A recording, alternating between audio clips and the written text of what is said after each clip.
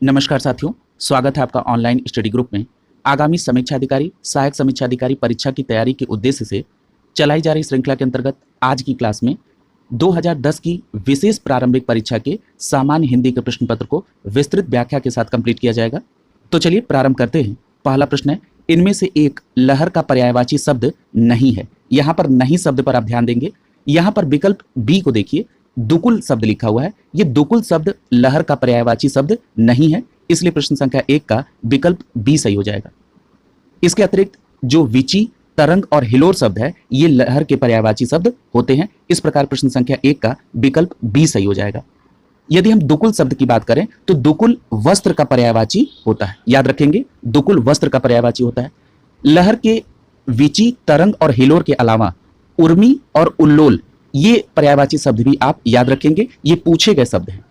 अगला देखिए प्रश्न संख्या 2। प्रश्न संख्या 2 में पूछा जा रहा है कि इनमें से एक शब्द देवता का पर्याय है।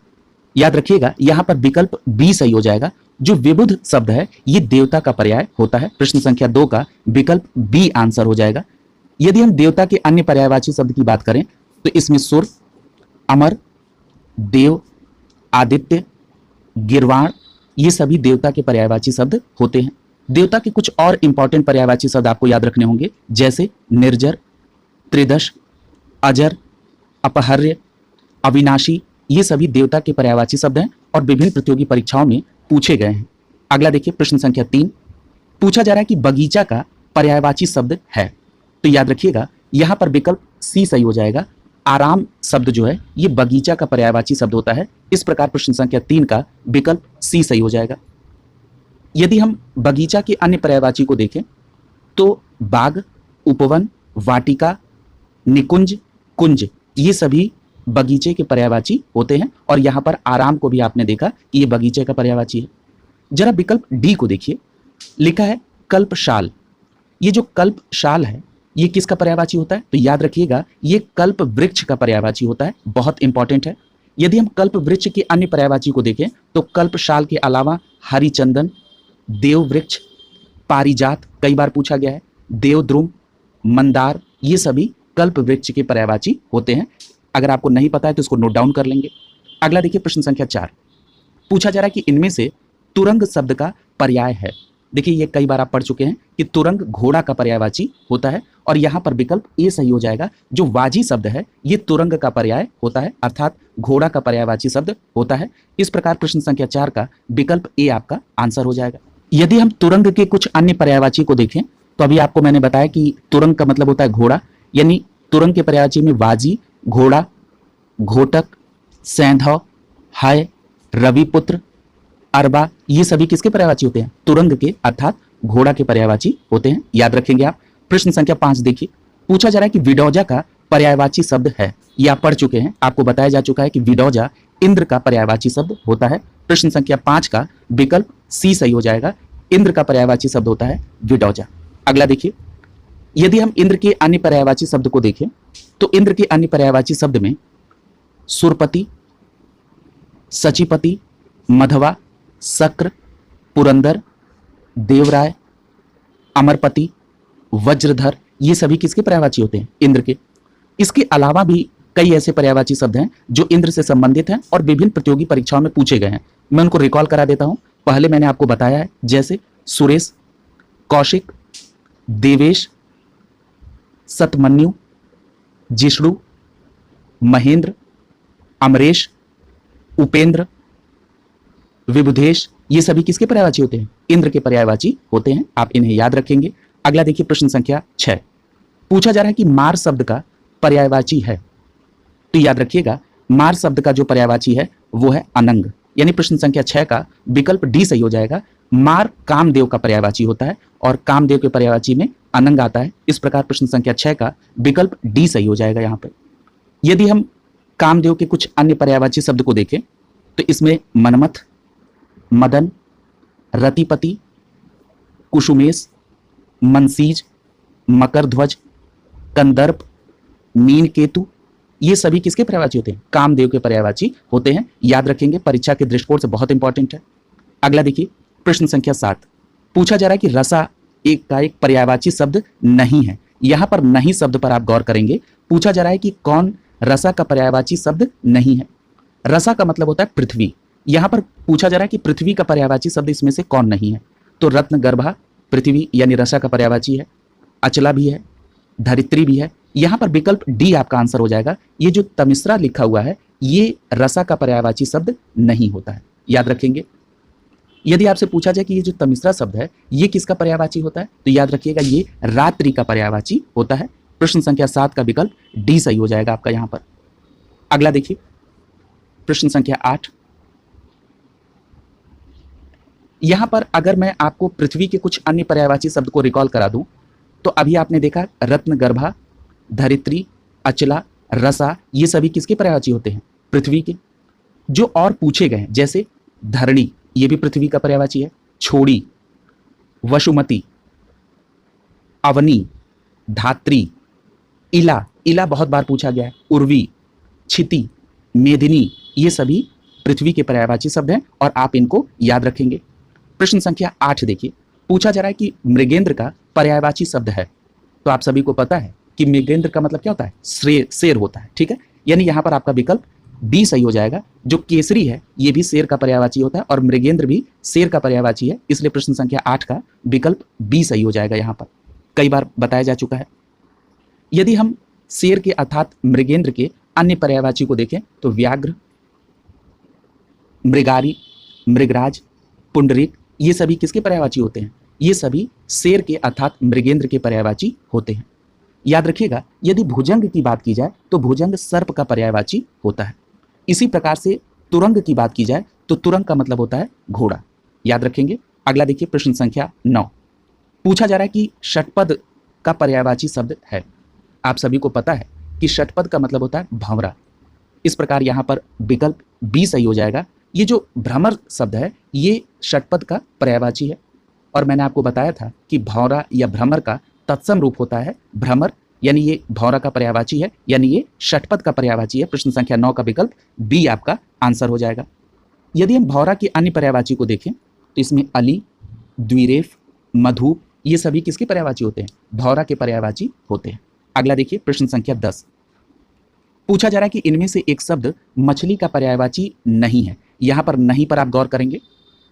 यहां पर देखिए मत्स्य, मीन और शफरी, ये तीनों मछली के पर्यायवाची हैं, लेकिन जलोदरी ये मछली का पर्यायवाची नहीं है, इसलिए प्रश्न संख्या 10 का विकल्प डी आपका आंसर हो जाएगा। अगला देखिए प्रश्न संख्या 11। पूछा जा रहा है कि इप्सित का विलोम क्या होता है। तो याद रखिएगा इप्सित का विलोम होता है अनिप्सित। इस प्रकार प्रश्न संख्या 11 का विकल्प ए सही हो जाएगा। इप्सित का विलोम होता है अनिप्सित। अगला देखिए प्रश्न संख्या 12। पूछा जा रहा है कि स्वजाति का विलोम है। याद रखिएगा स्वजाति का विलोम होता है विजाति, यानी प्रश्न संख्या 12 का विकल्प डी सही हो जाएगा। स्वजाति का विलोम विजाति होता है। अगला देखिए प्रश्न संख्या 13, बहुत अच्छा प्रश्न है। पूछा जा रहा है कि उन्मूलन का विलोम है। याद करिए पिछले प्रश्न पत्र में जब उन्मीलन शब्द आया था तो उसका विलोम पूछा गया था, तो मैंने आपसे कहा था कि उन्मीलन का विलोम निमीलन होता है, यानी जो विकल्प बी में लिखा है ये उन्मीलन का विलोम होता है। और मैंने वहां पे कोरिलेट कराते हुए आपसे कहा था कि उन्मूलन शब्द का भी विलोम पूछता है, और यहां देखिए इस प्रश्न पत्र में पूछा गया है उन्मूलन का विलोम होता है रोपण, यानी यहां पर विकल्प डी सही हो जाएगा। उन्मूलन का विलोम रोपण होगा और उन्मीलन का विलोम निमीलन होगा। इन दोनों विलोम को आप याद रखेंगे। प्रश्न संख्या 13 का विकल्प डी सही हो जाएगा यहां पर। अगला देखिए प्रश्न संख्या 14। प्रश्न संख्या 14 में पूछा जा रहा है अमित शब्द का विलोम है। याद रखिएगा अमित का विलोम होता है परिमित, यानी प्रश्न संख्या 14 का विकल्प सी सही हो जाएगा। अमित का विलोम होता है परिमित। अगला देखिए प्रश्न संख्या 15। प्रश्न संख्या 15 में पूछा जा रहा है कि श्री गणेश का विलोम शब्द है। याद रखिएगा श्री गणेश का विलोम होता है इतिश्री। श्री गणेश का मतलब प्रारंभ से है, इतिश्री का मतलब समापन से। श्री गणेश शब्द का विलोम क्या होगा, इतिश्री हो जाएगा। प्रश्न संख्या 15 का विकल्प बी सही हो जाएगा। यहां पर एक विलोम और दिख रहा है, जरा अथ को देखिए, विकल्प सी में जो लिखा है अथ का विलोम होता है इति। याद रखेंगे अथ का विलोम क्या होता है, इति होता है, और श्री गणेश का विलोम इतिश्री होता है। प्रश्न संख्या 15 का विकल्प बी सही हो जाएगा। अगला देखिए प्रश्न संख्या 16। पूछा जा रहा है कि धनी शब्द का विलोम है। यहां पर देखिए धनी शब्द का विलोम होता है निर्धन, यानी प्रश्न संख्या 16 का सही जवाब होगा विकल्प डी। धनी का विलोम क्या होता है, निर्धन होता है। याद रखेंगे प्रश्न संख्या 16 का विकल्प डी सही हो जाएगा। यहां एक बात और याद रखिएगा, विकल्प बी में देखिए अधीन शब्द लिखा है।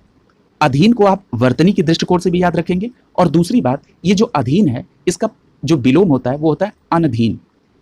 अधीन का विलोम क्या होता है? अनधीन होता है, ये भी याद रखेंगे। अगला देखिए प्रश्न संख्या 17, देखिए जिसकी अभी चर्चा हो रही थी, उन्मीलन शब्द का विलोम पूछा जा रहा है। एक ही पेपर में उन्मूलन और उन्मीलन ये दोनों शब्द विलोम में पूछ दिए गए। तो अभी आपको पता है कि उन्मीलन का विलोम क्या होता है? निमीलन होता है। यहां पर आपका विकल्प डी सही हो जाएगा। प्रश्न संख्या 17 का विकल्प डी सही हो जाएगा। अगला देखिए प्रश्न संख्या 18, पूछा जा रहा है कि अधिकृत शब्द का विलोम क्या है। याद करिए पिछले प्रश्न पत्र में मैंने आपको बताया था अनधिकार, ठीक है, यानी अनाधिकार नहीं होता है, अनधिकार होता है। इसी तरह से बना हुआ है अधिकृत। तो जो अधिकृत है इसका जो विलोम होगा वो क्या होगा?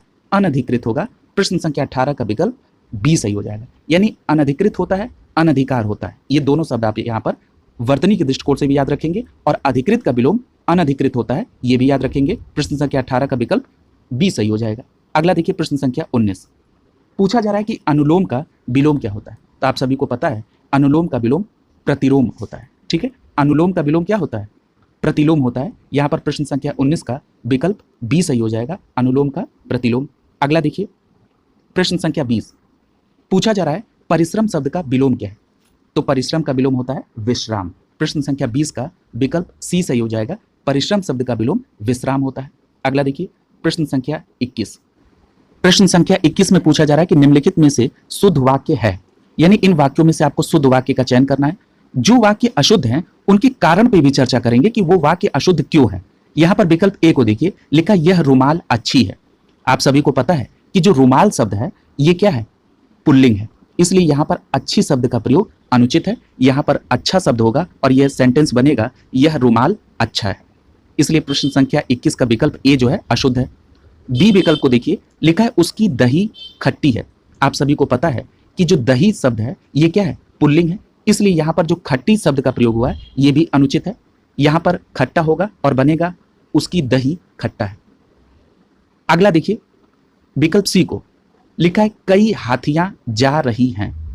देखिए यहां पर हाथियां की जगह पर हाथी होगा और जा रहे हैं होगा, तो सेंटेंस क्या बनेगा? कई हाथी जा रहे हैं। इस प्रकार यहां पर हाथियां और इन दोनों में आपको शुद्ध करना होगा, यानी ए, बी और सी ये तीनों अशुद्ध वाक्य हैं। जरा डी विकल्प को देखिए, लिखा है उसका मकान बहुत अच्छा है। ये सेंटेंस बिल्कुल सही है, इसलिए प्रश्न संख्या 21 का विकल्प डी सही हो जाएगा। अगला देखिए प्रश्न संख्या 22, पूछा जा रहा है कि इनमें से शुद्ध वाक्य है, यानी इन 4 वाक्यों में से आपको शुद्ध वाक्य का चयन करना है। विकल्प ए को देखिए, लिखा है डॉक्टर गुप्ता हमारे प्रभारी हैं। यहाँ जो प्रभारी शब्द है ये वर्तनी के दृष्टिकोण से अशुद्ध है, इसलिए यहाँ पर विकल्प ए जो है शुद्ध वाक्य नहीं माना जाएगा। ये जो प्रभारी शब्द है इसमें इस प्रकार का रहता है। विकल्प बी को देखिए, लिखा है आज मैं 31 वर्ष का हो गया हूँ। यहाँ जो 31 शब्द लिखा हुआ है ये वर्तनी के दृष्टिकोण से अशुद्ध है, यहाँ पर त में बड़ी की मात्रा होगी। विकल्प सी को देखिए, लिखा है इस वर्ष पहाड़ों पर जमकर तुषारपात हुआ है। यहाँ जो तुषारपात शब्द का प्रयोग हुआ है ये अशुद्ध है, ये तुषारापात होता है, ये वर्तनी के दृष्टिकोण से अशुद्ध है, र में आ की मात्रा होगी। विकल्प डी को देखिए, लिखा है हमें कभी हतोत्साहित नहीं होना चाहिए। यहाँ पर विकल्प डी हमारा बिल्कुल शुद्ध वाक्य है, इसलिए प्रश्न संख्या 22 का विकल्प डी हमारा आंसर हो जाएगा। अगला देखिए प्रश्न संख्या 23, प्रश्न संख्या 23 में पूछा जा रहा है कि शुद्ध वर्तनी का चयन करें। तो यहाँ पर देखिए आप लोग इसको कई बार कर चुके हैं। ये वांग्मय विकल्प सी में जो लिखा हुआ है ये बिल्कुल वर्तनी के दृष्टिकोण से शुद्ध है, इसलिए प्रश्न संख्या 23 का विकल्प सी सही हो जाएगा। याद रखेंगे ये कई बार पूछा जा चुका है। अगला देखिए प्रश्न संख्या 24, पूछा जा रहा है कि इनमें से कौन सा वाक्य शुद्ध है। विकल्प ए को देखिए, लिखा है कि मेरा गुप्त रहस्य कोई नहीं जानता।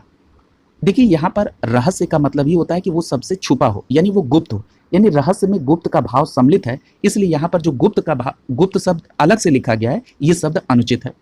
विकल्प बी को देखिए, लिखा है श्याम सज्जन आदमी है। यहाँ पर जो आदमी का प्रयोग है ये अनुचित है। सही मायने में ये सेंटेंस होना चाहिए श्याम सज्जन है, उसमें आदमी या कुछ अतिरिक्त शब्द की आवश्यकता नहीं है। लेकिन अगर आपको आदमी का विकल्प चाहिए तो आप वहां पर व्यक्ति शब्द का प्रयोग कर सकते हैं और लिख सकते हैं श्याम सज्जन व्यक्ति है, या सबसे सुटेबल होगा श्याम सज्जन है। विकल्प सी को देखिए, लिखा है उत्तर का अधिकांश भाग पहाड़ी है। यहां पर देखिए भाग शब्द का प्रयोग हुआ है। आप जानते हैं कि अधिकांश का यदि आप शाब्दिक अर्थ देखेंगे तो अधिकांश का मतलब होता है अधिक अंश यानी अधिक भाग, यानी अधिकांश में भाग का अर्थ सम्मिलित है। इस पर कल भी चर्चा हुई थी, इसलिए यहां पर भाग को अतिरिक्त लिखना यह अनुचित है, इसलिए यहां पर विकल्प सी भी अशुद्ध है। विकल्प डी को देखिए, लिखा है इनमें से एक भी वाक्य शुद्ध नहीं है। यह बिल्कुल शुद्ध वाक्य है, इसलिए प्रश्न संख्या 24 का विकल्प डी सही हो जाएगा। अगला देखिए प्रश्न संख्या 25, पूछा जा रहा है कि इनमें से वर्तनी की दृष्टि से शुद्ध वाक्य कौन सा है। यहां पर देखिए विकल्प ए आपका आंसर हो जाएगा। कल भी इस शब्द पर चर्चा हुई थी, जो अंतर्धान शब्द है ये वर्तनी के दृष्टिकोण से बिल्कुल शुद्ध लिखा है। प्रश्न संख्या 25 का विकल्प ए सही हो जाएगा। यहां पर जरा हम अन्य शब्दों को देखते हैं, किसकी शुद्ध वर्तनी क्या होती है। विकल्प बी को देखिए, षष्ठम लिखा हुआ है, इसका शुद्ध रूप होता है षष्ठ, याद रखेंगे। इसी प्रकार से विकल्प सी को देखिए, सहस्त्र लिखा हुआ है, इसका शुद्ध रूप क्या होता है, सहस्र होता है, यानी स में इस प्रकार का र लगा रहेगा, त्र नहीं रहता है। विकल्प डी को देखिए, लिखा है अनुसंगिक, अनुसंगिक अशुद्ध है, इसका शुद्ध रूप होता है आनुषंगिक, याद रखेंगे। ये सभी शब्द परीक्षा के दृष्टिकोण से बहुत इंपॉर्टेंट है। अगला देखिए प्रश्न संख्या 26, पूछा जा रहा है कि इन नामों में से एक वर्तनी की दृष्टिकोण से अशुद्ध है। जरा उस शब्द की पहचान करिए। यहां पर देखिए जो विकल्प डी लिखा हुआ है ये वर्तनी की दृष्टिकोण से राहुल सांस्कृत्यायन लिखा हुआ है, ये गलत है। क्या होता है, राहुल सांकृत्यायन होता है, ठीक है। यानी यहां पर प्रश्न संख्या 26 का विकल्प डी जो है ये वर्तनी के दृष्टिकोण से अशुद्ध है, जबकि कौशल्या, मैथिली शरणगुप्त और मेघनाथ बिल्कुल शुद्ध लिखा है। देखिए मैथिली शरणगुप्त को कई बार पूछा गया और कौशल्या भी कई बार पूछा गया, इसलिए आप इसको याद रखेंगे। देखिए राहुल सांकृत्यायन लिखा हुआ है, इसका शुद्ध रूप। अगला देखिए प्रश्न संख्या 27, पूछा जा रहा है कि इनमें से एक शब्द वर्तनी के दृष्टिकोण से अशुद्ध है। यहां पर देखिए विकल्प ए में लिखा है अधीन, ये बिल्कुल शुद्ध है। कई बार आधीन शब्द लिख देता है क्योंकि प्रोनाउंसिएशन में आप लोग आधीन शब्द ज्यादा बोलते हैं, जबकि इसका शुद्ध रूप होता है अधीन, बिल्कुल सही है। विकल्प बी में भागीरथ, भागीरथी लिखा है, ये भी शुद्ध है। विकल्प सी देखिए ये अशुद्ध है, जागृत होता है, यानी जो ग होगा उसमें ये वाला र होगा, यहां पर जागृत जो है ये अशुद्ध लिखा है। और अनुग्रहित ये बिल्कुल शुद्ध लिखा है, ये भी कई बार पूछा गया है। प्रश्न संख्या 27 का विकल्प सी सही हो जाएगा। अगला देखिए प्रश्न संख्या 28, पूछा जा रहा है कि ज्योत्सना का शुद्ध रूप क्या है। देखिए कल ही इस पर चर्चा हुई थी और मैंने आपसे कहा था कि ज्योत्सना को भी आप याद रखेंगे। यहां पर विकल्प आपका प्रश्न संख्या 28 का सी सही हो जाएगा। ज्योत्सना में आधा त और आधा श होता है। अगला देखिए यानी प्रश्न संख्या 28 का विकल्प सी सही हो जाएगा। अगला देखिए प्रश्न संख्या 29, पूछा जा रहा है कि इसमें से शुद्ध वर्तनी वाला शब्द कौन सा है। आप सभी को पता है हिरण्य कशिपु होता है, यानी प्रश्न संख्या 29 का विकल्प ए सही हो जाएगा। ये वर्तनी के दृष्टिकोण से बिल्कुल सही है, हिरण्य कशिपु। अगला देखिए प्रश्न संख्या 29 का ए विकल्प सही हो गया है। प्रश्न संख्या 30, पूछा जा रहा है कि इनमें से अशुद्ध वर्तनी वाला शब्द कौन सा है। यहां पर देखिए विकल्प डी, आप सभी को पता है पिछले ही प्रश्न पत्र में चर्चा हुई थी कि जो सन्यासी शब्द होता है उसमें स पर भी बिंदी होती है और आधा न भी होता है, ठीक है। इस दृष्टिकोण से प्रश्न संख्या 30 का विकल्प डी सही हो जाएगा। जो सन्यासी शब्द है ये वर्तनी के दृष्टिकोण से अशुद्ध लिखा है। अगला देखिए प्रश्न संख्या 31, प्रश्न संख्या 31 में पूछा जा रहा है कि हाथी की पीठ पर रखे जाने वाला जो आसन होता है उसके लिए शुद्ध शब्द क्या है। तो आपका सही जवाब क्या होगा, हाथी की पीठ पर रखे जाने वाला जो आसन होता है उसको कहा जाता है हौदा, यानी यहां पर विकल्प बी सही हो जाएगा। प्रश्न संख्या 31 का विकल्प बी सही हो जाएगा। हाथी की पीठ पर रखे जाने वाले आसन को हौदा कहा जाता है। जरा अन्य विकल्प को भी देखिए। विकल्प सी में देखिए काठी शब्द का प्रयोग है। काठी का मतलब क्या होता है, ऊंट के लिए जो प्रयोग होता है इसको कहते हैं काठी, ठीक। आपको पता है कि काठी घोड़े के संदर्भ में भी प्रयोग होता है। विकल्प डी को देखिए, बख्तर लिखा है, ये गाड़ियों की सुरक्षा के लिए शब्द प्रयोग होता है बख्तर। आपने जम्मू कश्मीर के संदर्भ में ये शब्द कई बार सुना होगा, बख्तर बंद गाड़ियों में सेना के जवान जा रहे थे, ठीक है। यानी ये गाड़ियों की सुरक्षा के संदर्भ में बख्तर शब्द होता है। जरा विकल्प ए को देखिए, जीन शब्द लिखा है। जीन का मतलब होता है घोड़े की पीठ पर रखी जाने वाली जो गद्दी होती है उसको जीन कहा जाता है, ठीक है। और हाथी की पीठ पर रखे जाने वाले आसन को क्या कहते हैं, हौदा कहते हैं, याद रखेंगे इसे। प्रश्न संख्या 32 देखिए। प्रश्न संख्या 32 में पूछा जा रहा है कि जिसे प्रमाण द्वारा सिद्ध न किया जा सके उसके लिए सही शब्द क्या होता है। तो याद रखिएगा उसे अप्रमेय कहा जाता है। जिसे प्रमाण द्वारा सिद्ध न किया जा सके उसे क्या कहते हैं? अप्रमेय कहते हैं। और जिसे प्रमाण द्वारा सिद्ध किया जा सके उसको क्या कहते हैं? तो याद रखिएगा, उसे प्रमेय कहा जाता है। प्रश्न संख्या 32 का विकल्प सी सही हो जाएगा यहाँ पर। अगला देखिए प्रश्न संख्या 33। प्रश्न संख्या 33 में पूछा जा रहा है उपनिवेश से संबंध हो जिसका, उसके लिए एक शब्द क्या होगा? तो याद रखिएगा, इस प्रश्न में देखिए आपको कंफ्यूज करने का पूरा प्रयास किया गया है। सभी शब्द एक जैसे लिखे गए हैं। जो उपनिवेश से संबंध हो जिसका उसको कहते हैं औपनिवेशिक। यानी प्रश्न संख्या 33 का विकल्प बी सही हो जाएगा। उपनिवेश से संबंध हो जिसका उसको क्या कहते हैं? औपनिवेशिक कहते हैं। जरा अन्य विकल्प को भी यहां पर देखिए। विकल्प सी में देखिए लिखा हुआ है औपन्यासिक। ये जो औपन्यासिक शब्द है ये इसका अर्थ होता है जिसका संबंध उपन्यास से हो, उसके लिए एक शब्द होता है औपन्यासिक। यानी जिसका संबंध उपन्यास से हो उसको क्या कहते हैं? औपन्यासिक। विकल्प डी को देखिए लिखा है उपनिवेशवाद। उपनिवेशवाद क्या होता है? उपनिवेशों का अपने अधीन रखने का जो सिद्धांत होता है उसको कहा जाता है उपनिवेशवाद। यानी यहां पर आपने औपनिवेशिक, औपन्यासिक और उपनिवेशवाद इन तीनों के अर्थ को देख लिया। जिसको नहीं पता होगा वो नोट डाउन भी कर लेगा। अगला देखिए प्रश्न संख्या 34। पूछा जा रहा है कि इनमें से एक शब्द के लिए प्रयोग होता है असूर्य पश्या। यहां पर विकल्प डी देखिए लिखा है रनिवास में कड़े पर्दे में रहने वाली स्त्री, उसको क्या कहते हैं? असूर्य पश्या। देखिए इस प्रश्न को दूसरी तरह से भी पूछा जाता है। आपसे पूछा जाता है जो स्त्री सूर्य को भी न देख सके उसको क्या कहते हैं? तो उसको कहा जाता है असूर्य पश्या। यानी इसका मतलब क्या हुआ? जो स्त्री रनिवास में कड़े पर्दे में रहती हो यानी वो सूर्य भी न देख सके उसको क्या कहते हैं? असूर्य पश्या कहते हैं। प्रश्न संख्या 34 का विकल्प डी सही हो जाएगा। अगला देखिए प्रश्न संख्या 35। पूछा जा रहा है कि उत्तराधिकार में प्राप्त संपत्ति के लिए एक शब्द है। याद रखिएगा रिक्त शब्द कहा जाता है। उत्तराधिकार में प्राप्त संपत्ति के लिए जो शब्द प्रयोग होता है वो होता है रिक्त। यानी प्रश्न संख्या 35 का विकल्प ए सही हो जाएगा यहाँ पर। अगला देखिए जरा अन्य विकल्प को भी देख लेते हैं ताकि कोई कंफ्यूजन ना रहे कभी। विकल्प बी में देखिए लिखा है धरोहर। वह वस्तु जो दूसरे के यहाँ पर रखी गई है उसको कहा जाता है धरोहर। यानी दूसरे की वस्तु अगर किसी के पास है तो वो धरोहर कही जाएगी। विकल्प सी में देखिए वसीयत शब्द का प्रयोग है। आपने ज्यादातर देखा होगा जहां पर बुजुर्ग लोग रहते हैं वहां इसकी चर्चा ज्यादा होती है।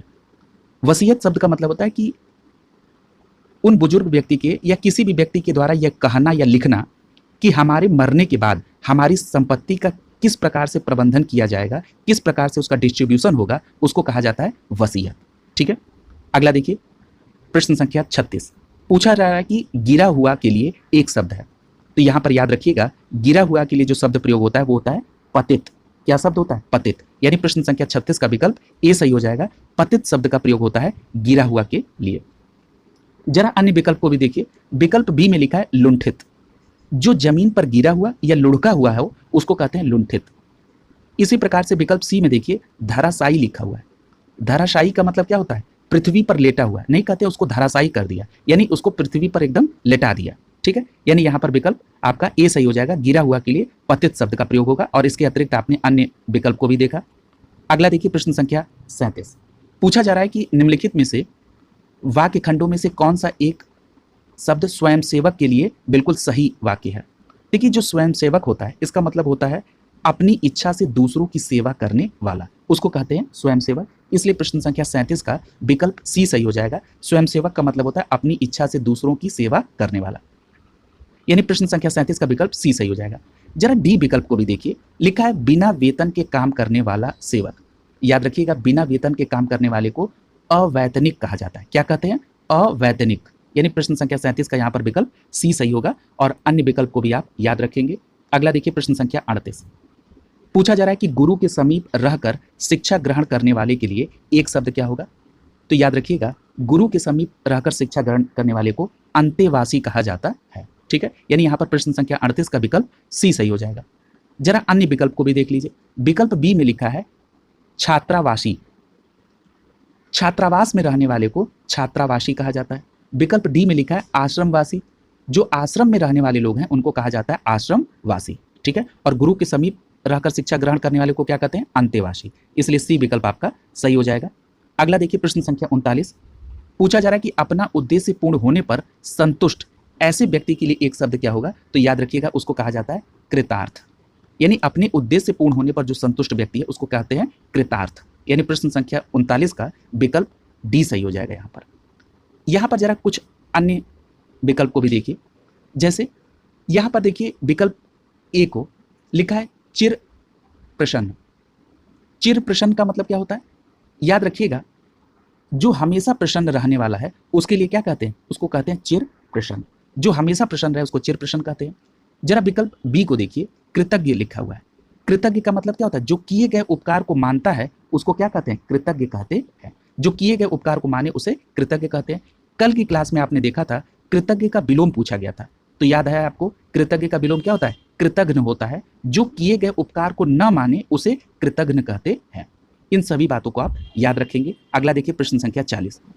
प्रश्न संख्या 40 में पूछा जा रहा है नियम विरुद्ध असामाजिक कार्य करने वालों की यदि सूची बनाई जाए तो उसको एक शब्द में क्या कहेंगे? तो याद रखिएगा उसे काली सूची कहा जाता है। यानी काली सूची में नियम विरुद्ध और असामाजिक कार्य करने वालों की ये सूची होती है। यदि हम अन्य विकल्प को देखें तो देखिए विकल्प ए में अपराध सूची लिखा हुआ है। अपराध सूची किसे कहते हैं? अपराध सूची उसे कहते हैं जो अपराध की एक जगह लिस्टिंग होती है, यानी जो अपराधों को एक जगह सूचीबद्ध किया जाता है उसे कहा जाता है अपराध सूची। विकल्प सी में देखिए लिखा है अवैध सूची, यानी वैध कार्य न करने वालों की जो सूची होती है उसको कहते हैं अवैध सूची। विकल्प डी को देखिए लिखा है श्वेत सूची, यानी जो नियम के अनुसार और सामाजिक कार्य करता है उनकी सूची को कहा जाता है श्वेत सूची। याद रखेंगे। अगला देखिए प्रश्न संख्या 41। ये प्रश्न कल भी आ चुका है। देवर का तत्सम रूप पूछा जा रहा है। आप सीधे जवाब करेंगे विकल्प ए। देवर का तत्सम क्या होता है? द्विवर होता है। यानी प्रश्न संख्या 41 का विकल्प ए सही हो जाएगा। अगला देखिए प्रश्न संख्या 42। प्रश्न संख्या 42 में पूछा जा रहा है कि इनमें से कौन सा शब्द तत्सम नहीं है। यहां पर ऐसे शब्द को देखना है जो तत्सम नहीं है। यहां पर देखिए विकल्प डी आपका आंसर हो जाएगा। जो मोती शब्द है ये तत्सम नहीं है, ये तद्भव है। इसका तत्सम क्या होता है? इसका तत्सम होता है मौक्तिक। याद रखेंगे। यहाँ पर प्रश्न संख्या 42 का विकल्प डी सही हो जाएगा। मोती शब्द जो है ये तत्सम नहीं है। जरा अन्य विकल्प को भी देखिए। अग्नि शब्द को मैंने कहा तत्सम है और इसका तद्भव क्या हो जाएगा? आग हो जाएगा। इसी प्रकार से जो घोटक शब्द है ये तत्सम है और इसका तद्भव क्या हो जाएगा? घोड़ा हो जाएगा। जो घट शब्द है ये क्या है? तत्सम है और इसका तद्भव क्या हो जाएगा? घड़ा हो जाएगा। इसी प्रकार से मैंने आपसे कहा कि जो मोती शब्द है ये तत्सम नहीं है, ये तद्भव है और इसका तत्सम क्या होगा? मौक्तिक हो जाएगा। याद रखिएगा इसका तत्सम क्या होगा? मौक्तिक। यानी मौ और आधा क पूरा त फिर छोटी की मात्रा और क बनेगा मौक्तिक। ये मोती का तत्सम रूप होता है। याद रखेंगे। अगला देखिए प्रश्न संख्या 43। लिखा हुआ है पलंग का तत्सम रूप होता है। तो याद रखिएगा पलंग का तत्सम रूप क्या होता है? पर्यंक होता है। यहाँ पर विकल्प सी सही हो जाएगा। पलंग शब्द तद्भव है और इसका तत्सम होता है पर्यंक। प्रश्न संख्या 43 का विकल्प सी सही हो जाएगा। अगला देखिए प्रश्न संख्या 44। पूछा जा रहा है कि इनमें से एक तद्भव शब्द है। देखिए यहां पर विकल्प डी को कपास शब्द बिल्कुल स्पष्ट दिख रहा है कि ये क्या है? तद्भव शब्द है। इसका तत्सम क्या होता है? तो याद रखिएगा इसका तत्सम होता है करपास। क्या होता है? करपास जो है कपास का तत्सम शब्द होता है। प्रश्न संख्या 44 का विकल्प डी सही हो जाएगा। जरा अन्य विकल्प को देखिए। देखिए जो विकल्प ए में दिन शब्द लिखा है, दिन को लोक सेवा आयोग ने तत्सम माना है और इसका तद्भव माना है क्या? दिवस को। जो अंधकार शब्द है, अंधकार शब्द का जो तद्भव होता है वो क्या होता है? अंधेरा होता है। इसी प्रकार से जो स्कंध शब्द लिखा हुआ है, स्कंध शब्द का जो तद्भव होता है वो क्या होता है? कंधा होता है। ठीक है, याद रखेंगे स्कंद का जो तद्भव होता है वो कंधा होता है। और मैंने अभी आपको बताया कि जो कपास शब्द है ये ऑलरेडी तद्भव है और इसका तत्सम क्या होता है? तो याद रखिएगा इसका तत्सम शब्द होता है करपास। याद रखेंगे इसका तत्सम क्या होता है? करपास। अगला देखिए प्रश्न संख्या 45। पूछा जा रहा है कि अखरोट शब्द का तत्सम रूप है। तो आप सभी को पता है कि अखरोट का तत्सम क्या होता है? अछोट होता है। इस प्रकार यहाँ पर प्रश्न संख्या 45 का विकल्प बी सही हो जाएगा। अखरोट का तत्सम क्या होता है? अछोट होता है। अगला देखिए प्रश्न संख्या 46। प्रश्न संख्या 46 में पूछा जा रहा है कि आकार्य शब्द का तद्भव रूप है। तो याद रखिएगा आकार्य का तद्भव रूप क्या होता है? आकाज होता है। प्रश्न संख्या 46 का विकल्प बी सही हो जाएगा। आकार्य शब्द तत्सम है और इसका जो तद्भव होता है वो क्या होता है? आकाज होता है। यहाँ पर बी विकल्प आपका सही हो जाएगा। अगला देखिए प्रश्न संख्या 47। पूछा जा रहा है कि टकसाल का तत्सम रूप है। तो आप सभी को पता है टकसाल को तत्सम में टंकशाला कहा जाता है। यहाँ पर विकल्प ए सही हो जाएगा। प्रश्न संख्या 47 का विकल्प ए सही होगा। टकसाल का तत्सम रूप टंकशाला होता है। अगला देखिए प्रश्न संख्या 48। पूछा जा रहा है कि इनमें से तत्सम शब्द है। तो यहाँ पर देखिए विकल्प डी आपका आंसर हो जाएगा। जो पद शब्द होता है ये क्या है? तत्सम शब्द है। इसका तद्भव क्या होगा? अगर ये पूछा जाए तो आपका जवाब होगा पैर। पद शब्द का तद्भव होता है पैर और पद शब्द क्या है, तत्सम है, इसलिए प्रश्न संख्या 48 का विकल्प डी सही हो जाएगा। यहां पर एक शब्द और आपको मैं याद दिला दूं, यदि आपसे पूछा जाए कि पाद शब्द क्या है तो याद रखिएगा पाद भी तत्सम शब्द है, और ये किसका तत्सम होता है, पांव का। याद रखेंगे पांव का क्या तत्सम क्या होता है, पाद होता है, और जो पद शब्द है इसका तद्भव क्या होता है, पैर होता है। इन दोनों बातों को आप याद रखेंगे। अगला देखिए प्रश्न संख्या 49, पूछा जा रहा है कि गोबर का तत्सम रूप है, तो याद रखिएगा गोबर का तत्सम रूप क्या होता है, गोमय होता है। याद रखेंगे गोबर का तत्सम रूप क्या होता है, गोमय। प्रश्न संख्या 49 का विकल्प बी सही हो जाएगा।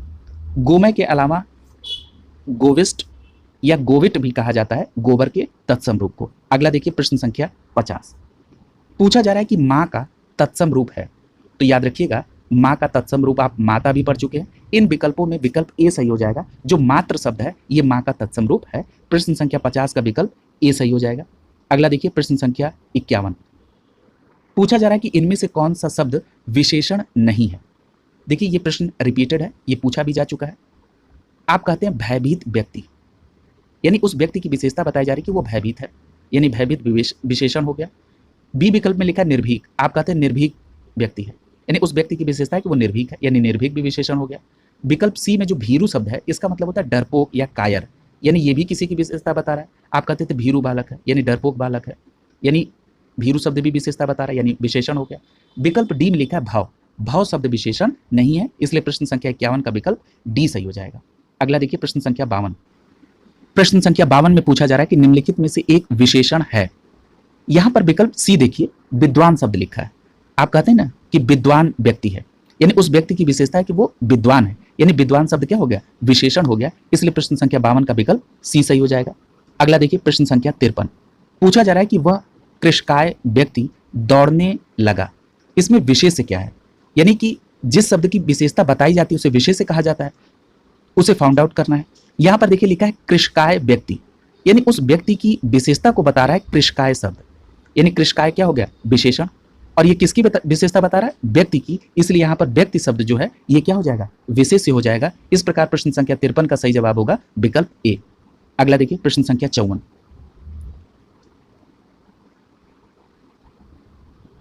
प्रश्न संख्या 54 में पूछा जा रहा है कि जिस विकारी शब्द से संज्ञा की व्याप्ति मर्यादित होती है उसे क्या कहते हैं, तो आपका सही जवाब होगा विशेषण, यानी जिस विकारी शब्द से संज्ञा की व्याप्ति मर्यादित होती है उसे विशेषण कहा जाता है। यहां पर विकल्प बी सही हो जाएगा आपका।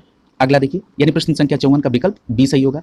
प्रश्न संख्या 55 देखिए, पूछा जा रहा है कि निम्नलिखित में से विशेषण शब्द है। यहां पर देखिए विकल्प ए लिखा है पांचवां शब्द क्या है, विशेषण है। कैसे, मैंने आपको बताया था कि जो संख्यावाचक विशेषण है इनके प्रकार, और उस प्रकार में एक प्रकार बताया था क्रमवाचक विशेषण, यानी जब आप कहते हैं पहला, दूसरा, तीसरा, चौथा, पांचवा, तो ये सब क्या है, क्रम को बता रहे हैं, इसलिए जो पांचवा है ये क्रमवाचक विशेषण है। ठीक है, क्रमवाचक संख्या विशेषण है, तो यहां पर विकल्प आपका 55 का ए सही हो जाएगा। अगला देखिए प्रश्न संख्या 56, प्रश्न संख्या 56 में पूछा जा रहा है कि निम्नलिखित में से क्रिया विशेषण है। यहां पर देखिए विकल्प बी सही हो जाएगा आपका। जो धीरे धीरे शब्द है ये क्या है, क्रिया विशेषण है। इस प्रकार यहां पर प्रश्न संख्या 56 का विकल्प बी सही हो जाएगा, धीरे धीरे क्रिया विशेषण होता है। देखिए कई बार प्रश्नों को आप रट लेते हैं क्योंकि उसका कॉन्सेप्ट आपको नहीं पता होता है। ये मेरी व्यक्तिगत सलाह है कि मैं एग्री करूंगा कि कई बार ऐसे मौके आते हैं कि जहां पर रटना ही एकमात्र विकल्प होता है, लेकिन इस विकल्प को बहुत मिनिमाइज करने की आवश्यकता है। हमेशा आपको कॉन्सेप्ट जानने पर ज़्यादा जोर करना चाहिए, क्योंकि एक बार आपने कॉन्सेप्ट को समझ लिया तो फिर उस प्रकार के जितने बार प्रश्न पूछे जाएंगे कभी वो प्रश्न आपका गलत नहीं होगा और कॉन्फिडेंस से आप उसको जल्दी से जल्दी सॉल्व कर लेंगे। अब मैं आज अभी क्रिया विशेषण के कॉन्सेप्ट को एक्सप्लेन कर रहा हूँ और देखता हूँ कि कैसे उत्तर प्रदेश लोक सेवा आयोग या अन्य आयोग आपको इस प्रकार के प्रश्न में गलत कराता है। मैं कह रहा हूँ कि आज के बाद आपका क्रिया विशेषण संबंधित कोई भी प्रश्न गलत नहीं होगा, बस आपको इत्मीनान से इसको समझ लेना है। सबसे पहली बात कि क्रिया विशेषण होता क्या है।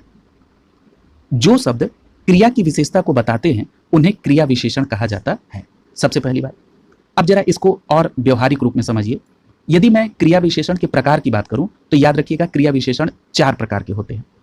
पहला होता है स्थानवाचक क्रिया विशेषण। नाम से बिल्कुल स्पष्ट है कि इसमें स्थान के संदर्भ में बात हो रही है। जैसे इस एग्जाम्पल में देखिए दाएं बाएं, आप कहते हैं दाएं मुड़ना है, बाएं मुड़ना है, यानी जो मुड़ने की क्रिया हो रही है उसको और स्पेसिफाई कर रहा है कौन, दाएं और बाएं शब्द।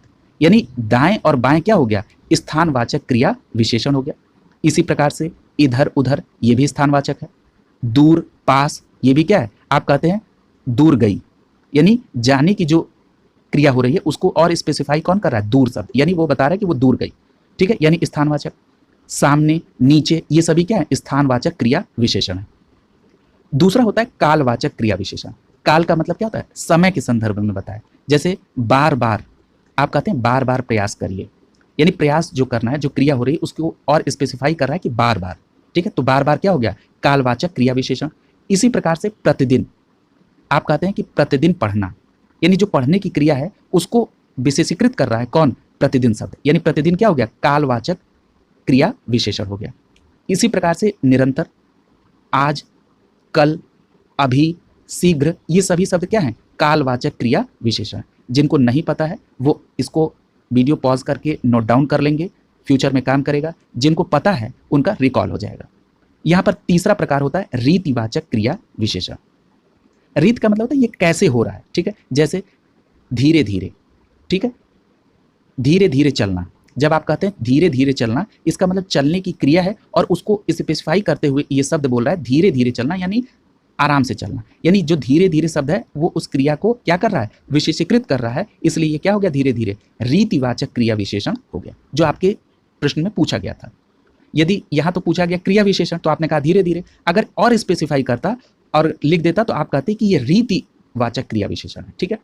इसी में और एग्जाम्पल देखिए, जैसे आप कहते हैं गलत, जैसे गलत कार्य है, यानी जो कार्य हो रहा है वो उसको स्पेसिफाई कर रहा है कि गलत है, यानी ये गलत, सही, ऐसे, वैसे, अचानक, ये सभी क्या है, रीतिवाचक क्रिया विशेषण होते हैं, ठीक है। अगला प्रकार होता है परिमाणवाचक क्रिया विशेषण का। परिमाण का मतलब क्या होता है, मात्रा। जैसे आप कहते हैं अधिक, जैसे आप कहते हैं अधिक दौड़ना, यानी जो दौड़ने की क्रिया उसको विशेषीकृत कर रहा है अधिक शब्द, यानी अधिक क्या हो गया, परिमाणवाचक क्रिया विशेषण। इसी प्रकार थोड़ा, कुछ, बस, काफी, इतना, उतना, ये सभी क्या है, ये सभी परिमाणवाचक क्रिया विशेषण के एग्जाम्पल है। इस प्रकार आपने क्रिया विशेषण को बिल्कुल अच्छे से डिटेल में समझ लिया। अगला देखिए प्रश्न संख्या 57। प्रश्न संख्या 57 में पूछा जा रहा है कि दोनों शब्द किस प्रकार का संख्यावाचक विशेषण है। जब मैंने आपको विशेषण एक्सप्लेन किया था तो उसमें मैंने संख्यावाचक विशेषण के प्रकार बताए थे। उस प्रकार में एक प्रकार बताया था समुदाय बोधक संख्यावाचक विशेषण। यहाँ पर जो दोनों शब्द है इसमें सही आंसर क्या हो जाएगा, ये समुदाय बोधक संख्यावाचक विशेषण है, ठीक है। समुदाय का मतलब क्या है, जहां पर संख्या पद का मान समूह का बोध कराता है, ठीक है, उसको कहते हैं समुदाय बोधक संख्यावाचक विशेषण। यानी जहां पर जो संख्या पद है वो क्या करे, समूह का बोध कराए, ठीक है। तो जैसे यहां पर दोनों शब्द है तो आप कहते हैं दोनों लोग, ठीक है, तो यहां पर क्या है, जो संख्या है वो क्या है, समूह को बोध करा। जैसे आप कहते हैं चारों बहनें, पांचों भाई, 10 मित्र, ये सभी क्या है, ये सभी समुदाय बोधक के एग्जाम्पल है, ठीक है। अगला देखिए प्रश्न संख्या 58। पूछा जा रहा है कि प्रतिदिन किस प्रकार का क्रिया विशेषण है। देखिए एक ही प्रश्न पत्र में 2 बार आपसे क्रिया विशेषण पूछ लिया, इसका मतलब उसको ये शंका है कि लोगों को क्रिया विशेषण में दिक्कत होगी। लेकिन अब तो ऑनलाइन स्टडी ग्रुप से पढ़ने वाले किसी भी स्कॉलर को अब इसमें दिक्कत नहीं होनी है। क्यों? क्योंकि अब उनको मालूम है कि वो ये भी बता देंगे कि प्रतिदिन क्रिया विशेषण छोड़ दीजिए, ये मैं जान चुका हूं कि ये कालवाचक क्रिया विशेषण है। अगर कहीं पर प्रतिदिन पूछा जाता कि ये क्या है तो क्रिया विशेषण तो बताते ही, अब ये भी बताने की स्थिति में है कि ये कालवाचक है और विद एग्जाम्पल, इसलिए यहाँ पर विकल्प डी सही हो जाएगा। प्रश्न संख्या 58 का विकल्प डी हो जाएगा। प्रतिदिन हो गया, बार बार हो गया, निरंतर हो गया, आज, कल, अभी, शीघ्र, ये सभी क्या है, कालवाचक क्रिया विशेषण के एग्जाम्पल है। क्लियर है? प्रश्न संख्या 58 का विकल्प डी सही हो जाएगा। अगला देखिए प्रश्न संख्या 59। पूछा जा रहा है कि इनमें से किस वाक्य में गलत विशेषण प्रयुक्त हुआ है। तो देखिए पहला लिखा है कविता परिश्रमी युवती है, बिल्कुल सही है। विकल्प बी में लिखा प्रबुद्ध जनों से हमारी अपेक्षा है, ये भी सही है। विकल्प सी में कह रहा है कि यही सरकारी महिलाओं का अस्पताल है। देखिए यहाँ पर प्रश्न संख्या 59 का विकल्प सी सही हो जाएगा। यहाँ पर गलत विशेषण का प्रयोग है। यहाँ जो यही शब्द है यहाँ पर होना चाहिए यह सरकारी महिलाओं का अस्पताल है। यहाँ पर यही शब्द गलत है, यहाँ पर यही की जगह पर यह होगा, ठीक है। यानी 59 का सही जवाब क्या होगा, विकल्प सी। अगला देखिए प्रश्न संख्या 60। प्रश्न संख्या 60 में पूछा जा रहा है कि गुणवाचक विशेषण के कितने भेद होते हैं। याद करिए उस क्लास को जिसमें मैंने विशेषण को एक्सप्लेन किया था उसी क्लास में मैंने गुणवाचक विशेषण को बताते समय गुणवाचक विशेषण के प्रकार भी बताए थे और सभी की एग्जाम्पल को भी बताया था और बताया था कि जो गुणवाचक विशेषण है वो 6 प्रकार का होता है। ठीक है, यानी प्रश्न संख्या 60 का सही जवाब क्या हो जाएगा? विकल्प सी सही हो जाएगा। जरा सभी प्रकार को देख लीजिए। पहला प्रकार है कालवाचक, काल के आधार पर गुणवाचक विशेषण। काल के आधार पर मतलब अतीत, वर्तमान, भविष्य, ये सभी क्या है? काल के आधार पर आप किसी के गुण को बताते हैं। अगला है स्थान। स्थान के आधार पर कैसे गुण बताते हैं? जैसे आप कहते हैं यहाँ, वहाँ, या आप कहते हैं इलाहाबादी, बनारसी, ये सभी क्या है? स्थान के आधार पर गुण को बताया जा रहा है। अगला प्रकार है आकार के आधार पर। आकार के आधार पर आप बताते हैं क्या? जैसे त्रिभुजाकार, चतुर्भुजाकार, लंबा, चौड़ा। ठीक है, तो ये क्या है? आकार के आधार पर आप किसी के गुण को। अगला है रंग के आधार पर। आप कहते हैं हरा झंडा, यानी हरा जो है रंग बता रहा है कि उस झंडे का रंग क्या है? हरा, यानी रंग के माध्यम से आप उसके गुण को बता रहे हैं। अगला प्रकार है दशा। दशा का मतलब क्या हो गया? खराब, अच्छी, इस आधार पर आप किसी के गुण को बता दें। गुणवाचक का मतलब क्या हो गया? जैसे आप कहते हैं मीठा, तीता, यानी उसके गुण के आधार पर उसको विशेषीकृत करते हैं। तो ये सभी प्रकार जो हैं गुणवाचक विशेषण के हैं और आपको पता है कि ये 6 प्रकार के होते हैं। इस प्रकार यहाँ पर ये जो प्रश्न पत्र था वो विस्तृत व्याख्या के साथ 360 डिग्री में एक एक पॉइंट को क्लियर करते हुए कंप्लीट करा दिया गया। अगली क्लास में नए प्रश्न पत्र के साथ मुलाकात होगी।